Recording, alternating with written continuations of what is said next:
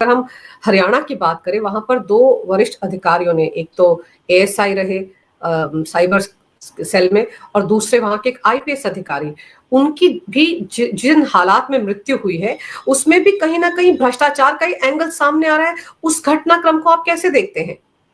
वो पूरा क्रम भ्रष्टाचार, जातीयता, एक्सटॉर्शन, जबरन धन वसूली करना और तमाम जो प्रशासनिक कुरीतियां हैं, अपराध है, और अपराध से केवल मुंह मोड़ना नहीं, अपराध में पूरी तरीके से सम्मिलित होना। अब इसको थोड़ा सा विस्तार में अगर चले और डेटलाइन अगर आप देखें तो पहले किन चीजों पे आरोप प्रत्यारोप लगे हैं?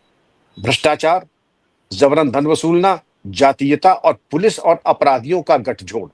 पुलिस और अपराधियों का गठजोड़ उससे भी ज्यादा भयावह एक स्थिति उत्पन्न कर दी। अब आप देखें कि वाई पूरन कुमार एक वरिष्ठ अधिकारी थे, 2001 बैच के थे, आईजी रेंज रोहतक थे, उनका तबादला होता है और बाकी के क्रम हम आपको बताते हैं। और दूसरे आपने जिनका जिक्र किया वो संदीप लाथर, ये एएसआई थे। दोनों की अस्वाभाविक मृत्यु हुई। एक की मृत्यु जो हुई उसको हम सिलसिलेवार अपना देखते हैं इसको, और इसको इन अस्वाभाविक मृत्युओं को एक मुद्दा बना करके, एक अवसर देख करके कुछ राजनीतिक दल ने इसको अवसर में परिवर्तित करने की कोशिश की और जो मृतकों के घर थे उनको तीर्थ स्थल बना दिया, और जिसकी जिसकी जैसी रिक्वायरमेंट्स थी उसके अनुसार वहां के वो, जहां कांग्रेस आई और कुछ लोग गए, और वहीं पर एएसआई के यहां कुछ लोग गए। अब हम आते हैं घटनाक्रम पे, इसको जरा ध्यान से सुने। सितंबर 29 को ये पूरन कुमार जी का तबादला हो जाता है आईजी रोहतक रेंज से सुनरिया पुलिस ट्रेनिंग सेंटर। इन्होंने 30 तारीख को चार्ज हैंडओवर किया और 7 दिन की छुट्टी पर चले गए। उसके बाद 1 अक्टूबर को जब ये रोहतक से चंडीगढ़ जा रहे थे और पीएसओ सुशील कुमार इनके साथ था, तो इनको रोका गया बीच में, और इनके साथ एएसआई संदीप लाथर ने इनके जो पीएसओ थे सुशील, उनको उतारा और कहा कि हम इनको गिरफ्तार कर रहे हैं।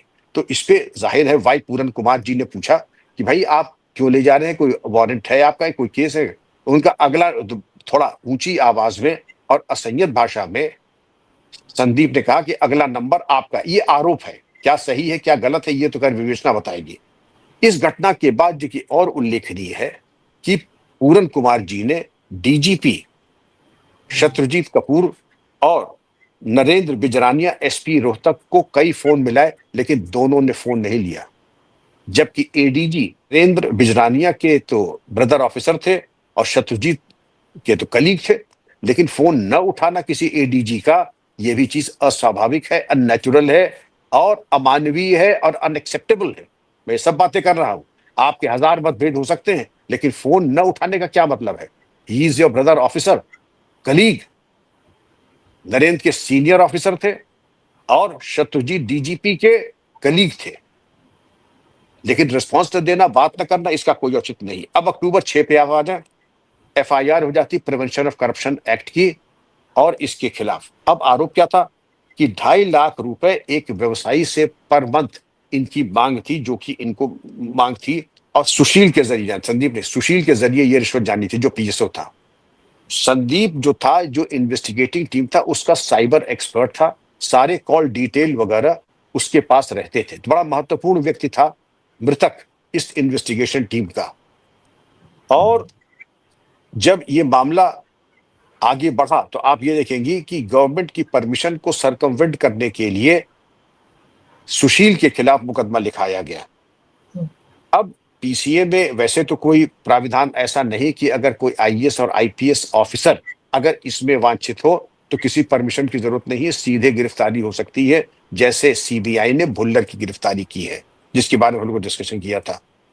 लेकिन अन्यथा सीनियर ऑफिसर से आपको परमिशन लेनी होगी, इंटीमेशन लेना होगा या वारंट निकलवाना होगा। अब हम आ जाते हैं अक्टूबर 7 के ऊपर। अक्टूबर 7 मंगलवार का दिन एक अस्वाभाविक मृत्यु होती है चंडीगढ़ सेक्टर 11 के मकान में, और यह बताया जाता है कि पी वाई कुमार नहीं रहे। 8 पेज का उन्होंने एक अपना बयान लैपटॉप में डाला था और उसमें 8 आईपीएस अफसरों को और अन्य को नामित किया था कि उनकी मृत्यु के वो जिम्मेदार हैं। और उनके पीएसओ सुशील कुमार के खिलाफ एक फर्जी केस लिखाया गया है। अमनीत टी कुमार जो कि खुद भी वरिष्ठ आईएएस अधिकारी हैं, मुख्यमंत्री हरियाणा के साथ जापान दौरे पे गई थी, वो वापस आती है जापान से और उन्होंने एक एफआईआर कराई और पोस्टमार्टम के लिए उन्होंने हीला हवाला किया और रोका कि जब तक उस नोट में 8 पन्ने के जितने भी अधिकारी हैं उनकी गिरफ्तारी नहीं होगी तब तक वो लाश को हैंडओवर नहीं करेंगी। मैं ये समझ नहीं पा रहा हूं कि पुलिस कब से मोहताज होने लगी किसी की अनुमति की। ये पोस्टमार्टम एक अनिवार्यता है विवेचना की। आप जरूर मृतक के परिवार से सहानुभूति करें, मृतक के परिवार को विश्वास में लें, मृतक को परिवार को समझाएं बुझाएं, कन्विंस करें कि कानून की जिम्मेदारी है और आपको लाश को देना ही पड़ेगा, क्योंकि लाश को न देना एक कानूनी जुर्म है। क्योंकि अगर आप देखें कि ये पुराने आईपीसी में 201 की धारा जो थी वो थी और अब है 238 भारतीय न्याय संहिता में, 201 आईपीसी में और 238 भारतीय न्याय संहिता में साक्ष्य के साथ हीला हवाला करना तो एक तो था, लाश के पोस्टमार्टम में हीला हवाला करना। फिर चंडीगढ़ पुलिस ने अमनीत और जी को और उनके परिवार को पत्र लिखा कि हमें मृतक का सरकारी लैपटॉप हैंड, एक तो गवर्नमेंट प्रॉपर्टी और उसपे चूंकि मृतक का नोट था 8 पन्ने का तो उसको हैंड ओवर करें। तो अमनीत जी ने एक 3 पन्ने का जवाब दिया। आप यही कह देती कि साहब हमको देना है नहीं देना। 3 पन्ने का जवाब दिया कि हमने आईटी सेल को 4 घंटे का अवसर दिया और 4 घंटे में आप डिजिटल फुटप्रिंट नहीं निकाल पाए। अंजू जी ये कोई तर्क नहीं है। आपने दरअसल इन्वेस्टिगेटिंग एजेंसी के साथ सहयोग और कोऑपरेट नहीं किया। आपको लैपटॉप हैंडओवर करना चाहिए था। ये कोई आपने एहसान कृपा नहीं की। आपने 2 तरीके से विवेचना में अड़चन पहुंचाई।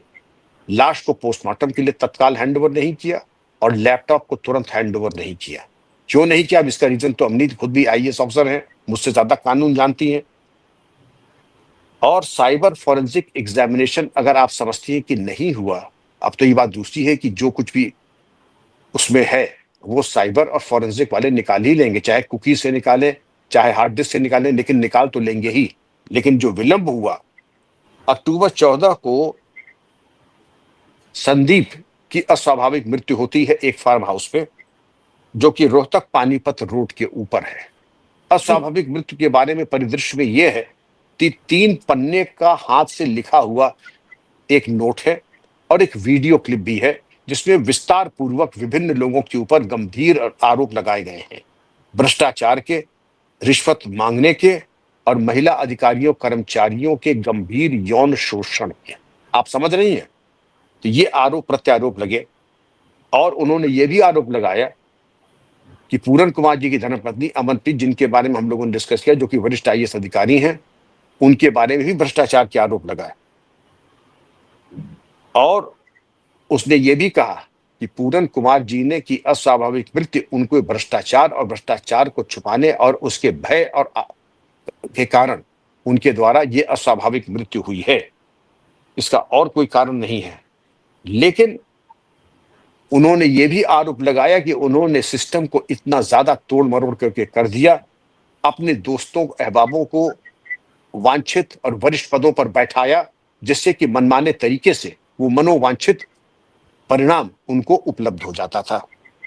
अब गैंगस्टर और पुलिस नेक्सस के बारे में जो बातें प्रकाश में आई हैं वो और चौंकाने वाली हैं।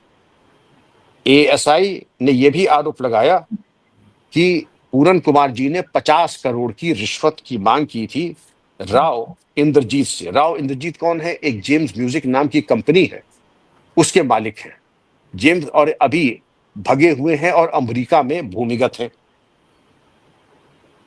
और राव इंद्रजीत का संबंध हिमांशु भाऊ गैंगस्टर से है और ये इन्वॉल्व है।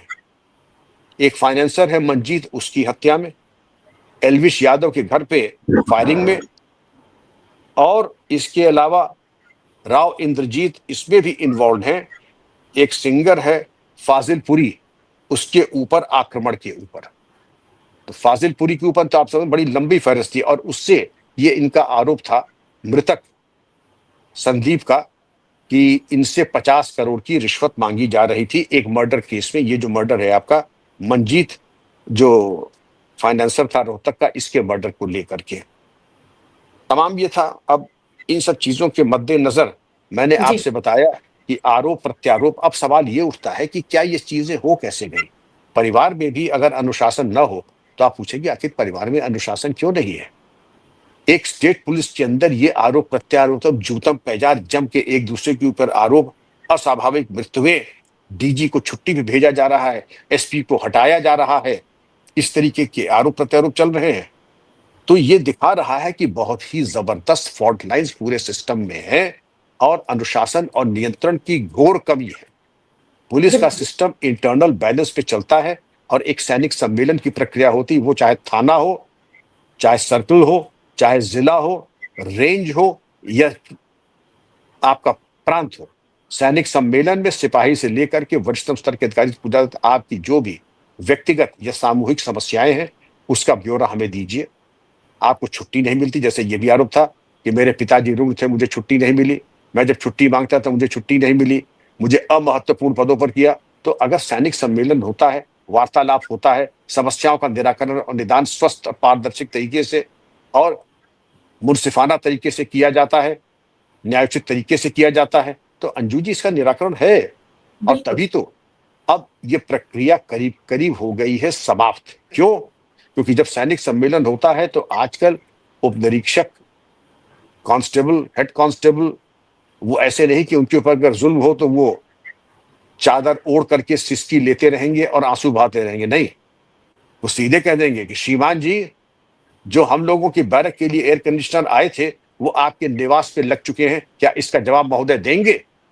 अब जवाब हो तो तब तो देंगे, लेकिन अगर 1000 आदमी के सामने वो सीधे आरोप लगा रहा है, श्रीमान जी, पुलिस लाइन की 12 कार्स और व्हीकल्स आपके व्यक्तिगत परिवार के काम में लगी है, क्या आप इसका उत्तर देंगे?